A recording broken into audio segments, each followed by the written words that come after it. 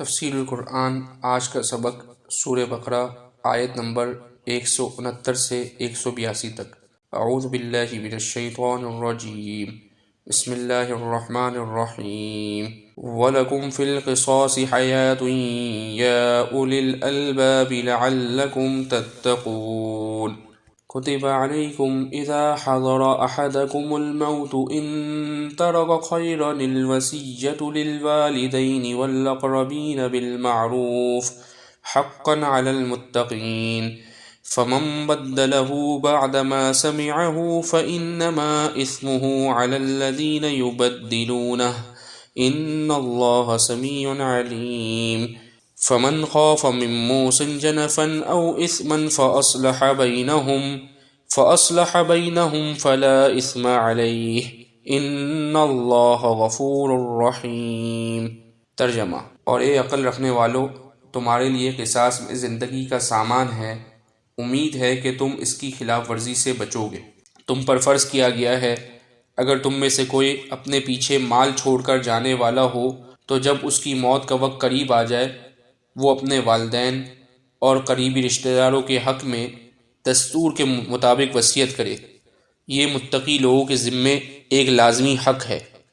پھر جو شخص اس وصیت کو سننے کے بعد اس میں کوئی تبدیلی کرے گا تو اس کا گناہ ان لوگوں پر ہوگا جو اس میں تبدیلی کریں گے۔ یقین رکھو اللہ تعالیٰ سب کچھ سنتا جانتا ہے۔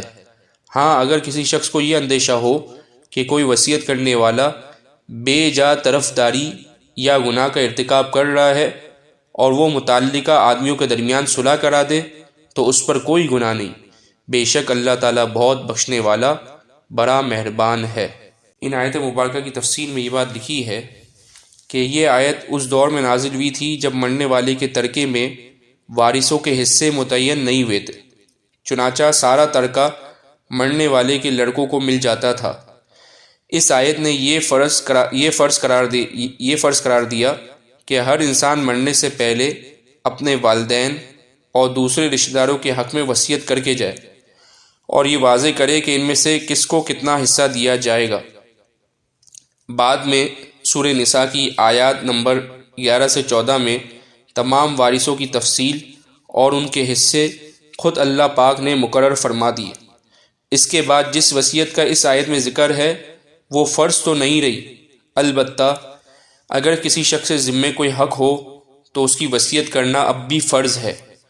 نیز جو لوگ شرعی اعتبار سے وارث نہیں ہیں ان کے لیے اپنے ترکے کے 1/3 کی حد تک وصیت کرنا اب بھی جائز ہے، اور جن لوگوں نے مرنے والوں کی زبان سے کوئی وصیت سنی ہو ان کے لیے ہرگز جائز نہیں ہے کہ وہ اس میں کوئی کمی بیشی کریں، اس کے بجائے ان کے لیے وصیت پر عمل کرنا واجب ہے۔ مطلب یہ ہے کہ اگر کوئی وصیت کرنے والا ناانصافی سے کام لے اور کوئی اسے سمجھا بجھا کر اپنی وصیت میں مرنے سے پہلے تبدیلی کرنے پر آمادہ کر دے تو یہ جائز ہے۔ وآخر دعوانا ان الحمد للہ رب العالمین۔